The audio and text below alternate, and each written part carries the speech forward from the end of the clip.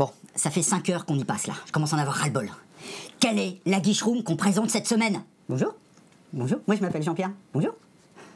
Tu n'es pas Jean-Pierre, tu es Yann, tu es le Dr No. Je te demande de... Non, touche pas au matériel. C'est mignon. Je te demande de me dire quelle est la guicheroom de la semaine. Et toi, t'es qui, toi? Jean-Pierre. Non, t'es pas Jean-Pierre.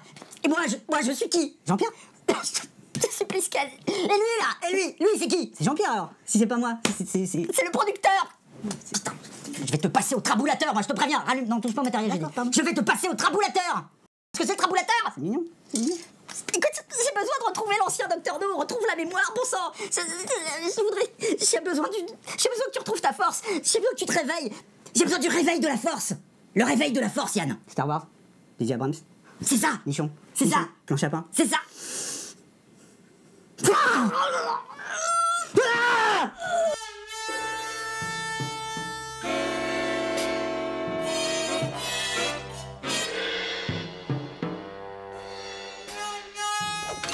Bienvenue dans la Guicheroom.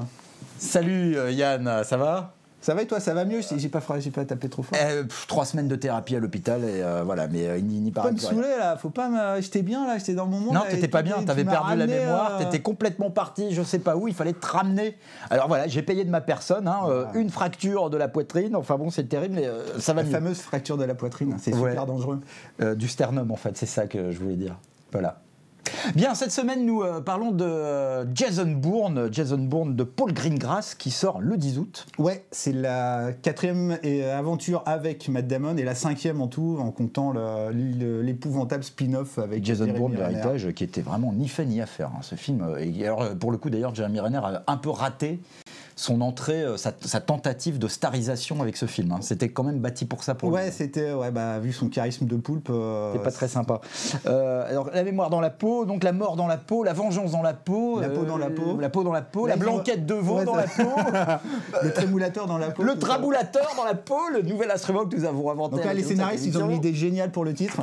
Ils ont appelé ça Jason Bourne. Ils sont pas fait chier un truc dans la peau, quoi. Alors, qu'est-ce qui se passe sur ce nouvel opus? Je sais pas, Jason Bourne, il se fait courser par des méchants espions. Comme d'habitude. Il se réveille. Bon, on va voir ça dans la bande-annonce qu'on va passer tout de suite, on va pas non plus éterniser. Mais en gros, c'est les mêmes. On va y revenir là aussi tout à l'heure. C'est les mêmes ingrédients scénaristiques que les 3 premiers films. Il n'y a rien de nouveau. Rien de nouveau sous le soleil. Il a retrouvé la mémoire, mais manifestement. Pas assez, mais pas toute la mémoire de la mémoire. Il y a encore de la mémoire qu'il n'a pas dans sa mémoire. Il sait pas tout. Moi, j'arrête de faire des gestes comme ça. Et il y a une nouvelle opération. Enfin, il y a un problème de. La CIA s'est fait pirater. On sait pas, on va voir, mais on va peut-être. Allez, on y va. On lance. Et puis, j'espère que j'ai bien. Ouais, fabuleux. Alors, tu fais des petits arrêts? On fait. Hop. Moi, je voulais arrêter tout de suite sur la bande-annonce, enfin sur le début du trailer avec le plan, avec la clim. Là, moi, ça m'a vachement fait penser à l'intro d'Apocalypse Now. Pourquoi pas? Voilà, c'est tout. Ah, c'est tout. C'est juste pour dire. Mais là, t'as mis un t-shirt sans manche, ça m'a fait penser à Bruce Willis. À Bruce Willis dans Piège de cristal. Ouais, c'est une espèce de mélange des deux, mélange des genres. Non, mais je sais pas, vrai, on voit là, il est tout malheureux, c'est glauque. Ça va pas. Ça va pas. Ça va pas. Il est pas en vacances. C'est pas fun. Il est pas à Trouville. Là, non, il est dans un espèce d'endroit glauque. Sur un matelas dégueulasse. Il se souvient des trucs. Là, on a le petit passage. Alors les scènes des films précédents. Le signe du producteur était de baisser le son, donc des scènes du film précédent. Voilà, il est pas bien. Oh là là, mais qu'est-ce qu'il est pas bien. Il est malheureux. Il se souvient. Oh là là. Il se souvient de tout. De tout. Voilà. J'en ai marre, à chaque fois que je fais des pauses sur cette émission, c'est jamais au bon endroit, quoi. Ça me fatigue. Qu'est-ce que tu voulais? Je voulais faire une pause sur Julia Stiles, sur l'actrice, quoi. Il a l'air malin, l'autre derrière, à l'arrière-plan, avec son bâton, là. C'est ridicule. Voilà. Alors, Julia Stiles, qui est là depuis quasiment le début de la franchise. Et, oui, c'est le rôle de sa carrière, finalement. Oui, un petit peu, c'est un peu rien, cette pauvre demoiselle. Et moi, en voyant la bande-annonce, la grande question que je me pose, c'est est-ce qu'elle va pas finir comme Franka Potentiac dans le deuxième, quoi. C'est-à-dire, elle se retrouve au début du film, puis Quick, buté par le méchant tueur. Voilà, c'est un peu la question que je me pose en voyant le trailer, quoi. Ce qui est sûr, c'est qu'a priori, dans le scénario de ce nouveau Jason Bourne, c'est elle la cible, manifestement. C'est après elle que le tueur qui est joué par Vincent Cassel, qu'on va voir plus tard, c'est après elle qu'il en a. Et donc, c'est elle que Jason Bourne va protéger, va tenter de protéger au fil du film. Avec succès ou pas, ça on ne sait pas. Au film du film. Au fil du film. Au fil. Petit gag, voilà. Ah, marmotte, tout ça. Phil? Hé, Phil Connors, il me semblait bien que c'était... Salut, ça va? Merci de votre fidélité. Hey. Voilà, donc il se passe encore plein de trucs. Un tonnerre d'applaudissements pour Philippe Gage qui arrive à appuyer au bon moment dans le... C'est la première fois depuis qu'on a repris les Aguish-Room. Alors, Atto Essando, qui joue le rôle d'un agent de la CIA, hein, manifestement. Et c'est bien, j'ai arrêté pile poil au bon moment pour les sous-titres, puisque, en effet, là, il dévoile justement un pan du scénario du film, qui est que la CIA aurait été piratée, et ça serait encore pire que le Wikileaks d'Edward Snowden. Quoi. Ouais, de Jean-Pierre Snowden. De Jean-Michel Snowden. Atto Essando, soit dit en passant, les fans de vinyle se rappellent certainement de lui, puisqu'il jouait le rôle du bluesman un peu déchu de la série. Il avait fait des choses avant, parce que moi je connaissais pas du tout. Ouais, il avait fait deux, trois... Aussi, il avait fait certaines choses, mais moi c'est vrai que... C'est vinyle avec vinyle qu'il Voilà, c'est vraiment vinyle qui l'a fait remarquer, c'est un très très bon acteur. Il a dû tourner le film avant vinyle d'ailleurs. Donc, Probably. And from now on, I will just speak in English. You know, it's just because. Voilà, donc il se passe des trucs et voilà, il tombe sur elle et voilà. Qui c'est Alicia Lara Croft. Alicia Vikander, la divine Alicia Vikander, qui est un peu partout. Elle a gagné l'Oscar de la meilleure actrice avec Danish Girl et c'est vraiment son année à celle-là, quoi. C'est une actrice géniale. Moi, personnellement. Ah, mais c'est son année à celle-là. On peut pas gonfler celle-là, dis donc. Eh ben ouais, elle a récupéré tous les meilleurs rôles de l'année, quoi. Oh, mais on peut tout pas celle-là. Dans Agents très spéciaux, elle est absolument excellente dedans. Elle est dans Ex Machina aussi. Elle est sublime. Elle est super bien. Je suis pas super fan du film, mais elle est absolument parfaite dedans. C'est super le film. Et à noter, elle a refusé Assassin's Creed pour faire le film. Pour faire Jason Bourne. Pour faire Jason Bourne. Et donc, c'est tombé il y a quelques temps, là, il n'y a pas longtemps, ce sera Lara Croft. Donc voilà, oui, Lara Croft. Bonne idée, moi, je trouve.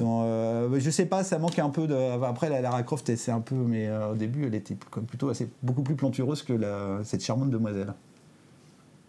Oh putain, tu vas avoir des problèmes, toi. Qu'est-ce que j'ai dit?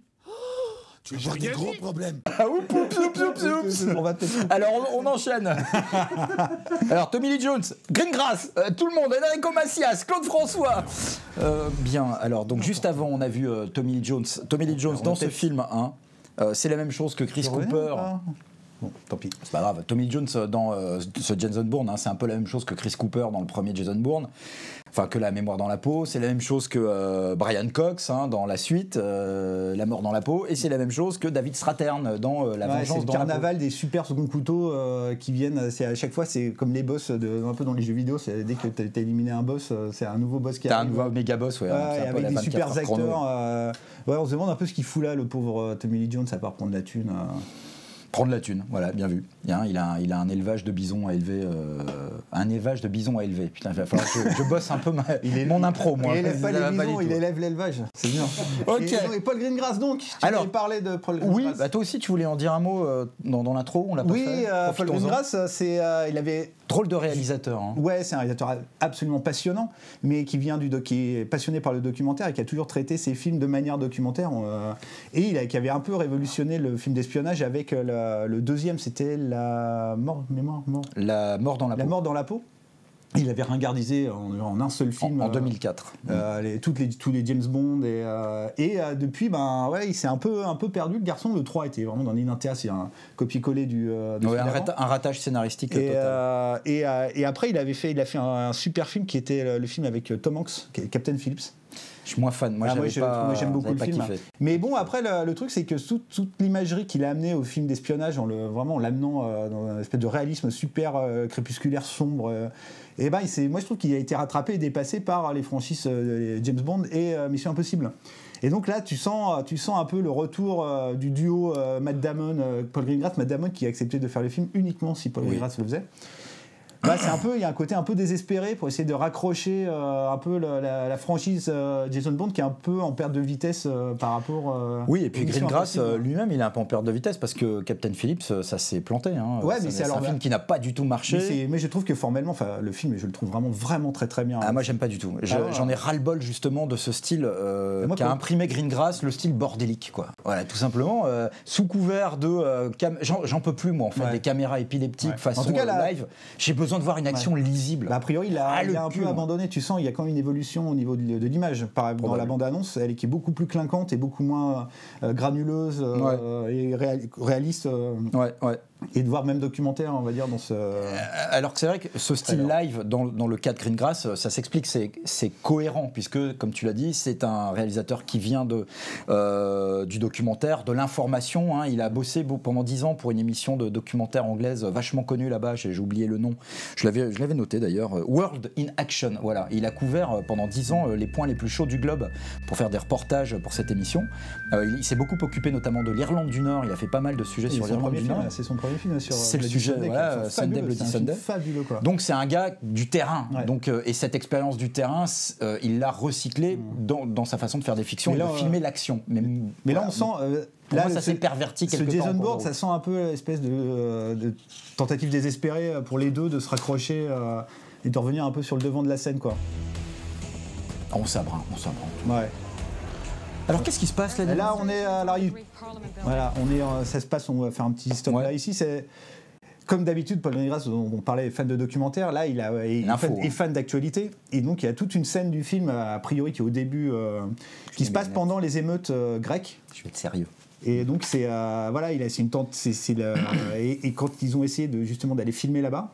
Et ils n'ont pas pu, le gouvernement grec leur a interdit de tourner là-bas, donc ils ont été tourner ces scènes-là d'émeutes à Tenerife en Espagne. D'accord, qui était un petit peu plus tranquille. Oui, un peu plus tranquille, voilà. Un tranquille pépère. Mais c'est vrai que ce Bourne-là, je dirais qu'il y a un intérêt qui est que on est dans un film qui se passe dans une Europe et dans un monde plus généralement qui a complètement changé par rapport au dernier Jason Bourne avec Matt Damon, tu m'étonnes, qui datait de 2007. Entre-temps, voilà, on a eu l'explosion des réseaux sociaux, la crise financière, les émeutes dues à l'austérité en Europe, Wikileaks, Snowden. Enfin, on est dans un monde qui n'a le terrorisme.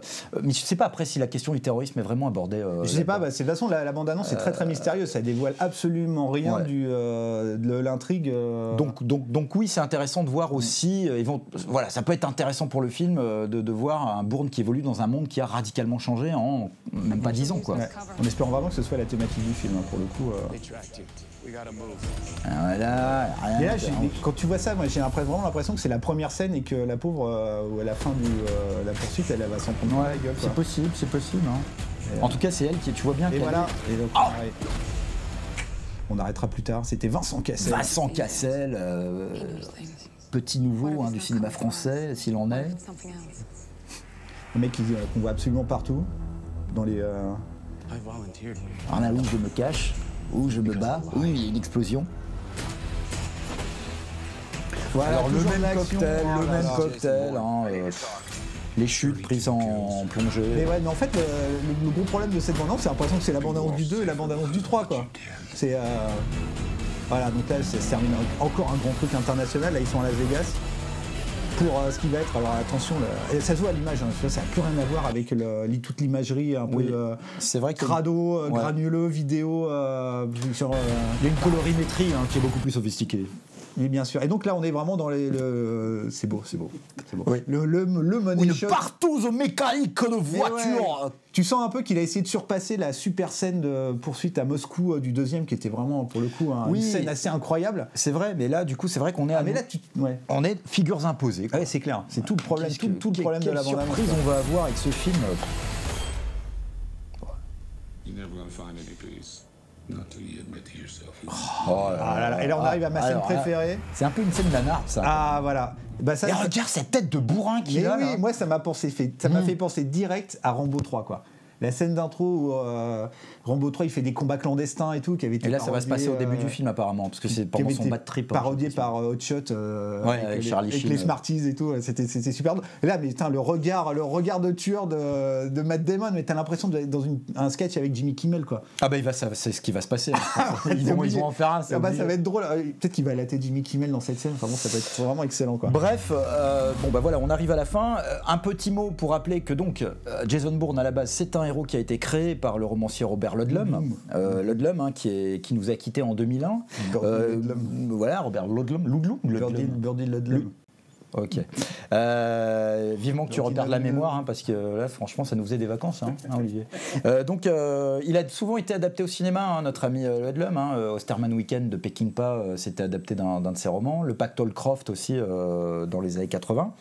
Et je parle de lui parce que il y a deux choses amusantes. C'est que les romans de Ludlum continuent d'être publiés. C'est-à-dire que, alors même que le bonhomme est mort, il continue d'y avoir des romans. Des inédits ?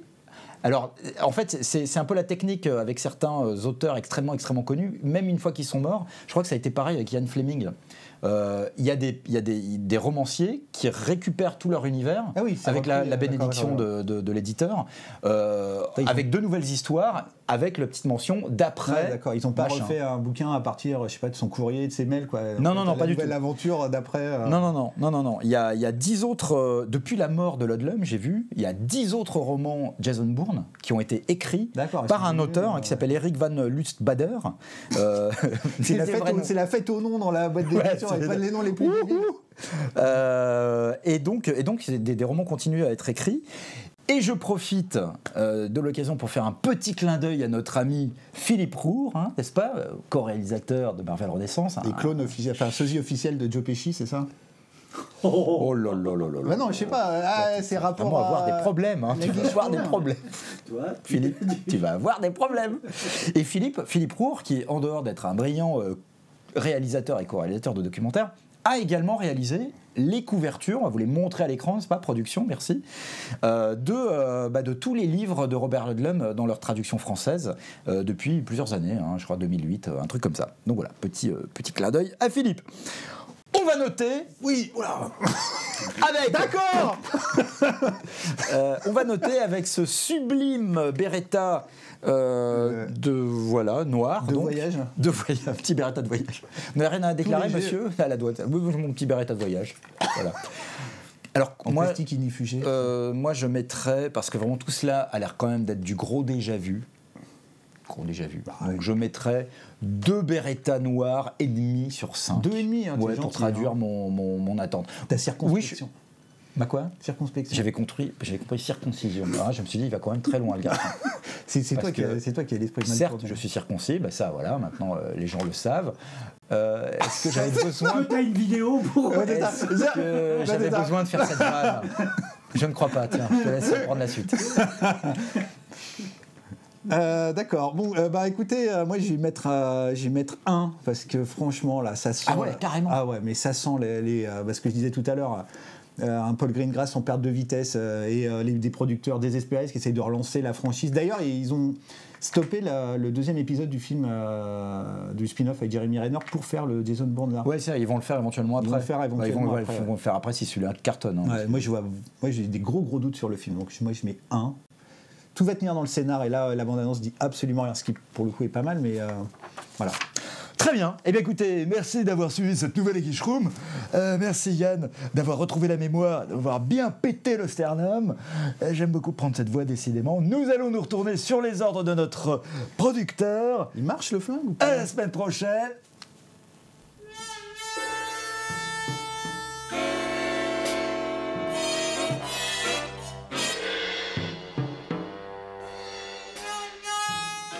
Suspense absolument insoutenable. Voilà. Non, ça suffit maintenant. On va arrêter de jouer, c'est terminé. Non, c'est un jouet. Les gens le savent. C'est pas un vrai ? Mais oui, on va arrêter. Mais non, c'est pas un vrai. Tu le sais. On va arrêter de. Voilà. Puis on va recommencer le jeu tout à l'heure parce que moi, ça m'a mis. Je trouve ça très sympa. Tu veux que je te tape ? Ah oui, tape-moi. Ah oui, tape-moi, Yann. Oh yeah. Tu veux pas me taper ? Ok, je vais me taper moi-même. Je veux le trobulateur. Trabulateur. Trabulateur. Comme fesse.